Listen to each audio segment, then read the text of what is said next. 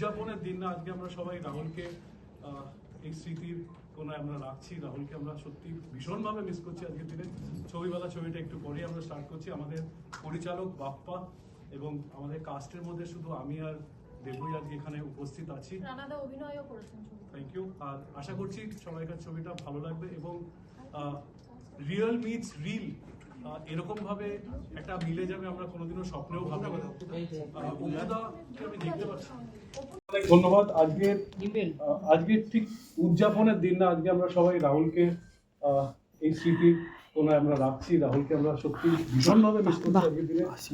আমরা বিনামূল্যে ছবিটা দেখাবার খুব চেষ্টা করছি। আমাদের বলা হয়েছিল এসব ভাবা মূর্খের চিন্তা, মুখের উপরে আমাদের বলা হয়েছিল, কিন্তু আমরা চেষ্টা করব।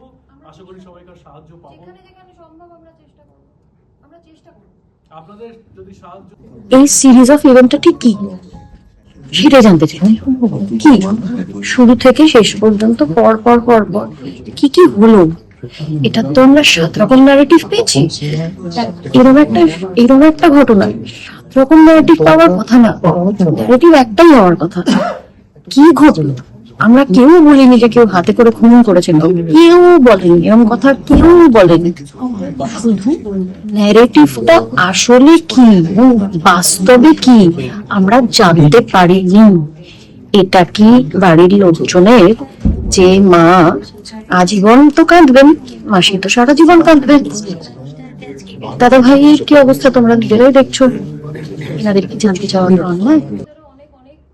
আরো যারা বন্ধুরা সকলে এসেছেন আর কি সোশ্যাল মিডিয়ার সঙ্গে জড়িয়ে, প্রত্যেককে অনেক ধন্যবাদ। তোমরা এতটা সবচেয়ে বড় আফসোসের জায়গা সেটা ভাইয়ের পয়েন্ট অফ ভিউ থেকে যদি ভাবি, যে ভাইয়ের অনেক কাজ করার ছিল বিভিন্ন সেক্টরে, অভিনয়, লেখালেখি, থিয়েটার, পডকাস্ট, অনেক কিছু করার ছিল, আরো আদার ভেঞ্চার্স ও লাইন ছিল, তো সেটাও করতে পারলো না।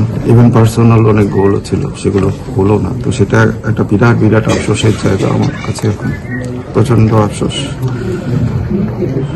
তো ওই লাস্ট কিছু অপরচুনিটি ওকে স্ক্রিনে দেখা, সেটা দেখার জন্যই এলাম। তো লুকিং ফরওয়ার্ড টু ইট।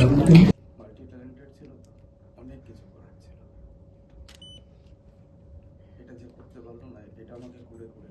এই যে আনফুলফিলড একটা ট্যালেন্ট প্রচুর করেছে, কিন্তু আরো কত কিছু করা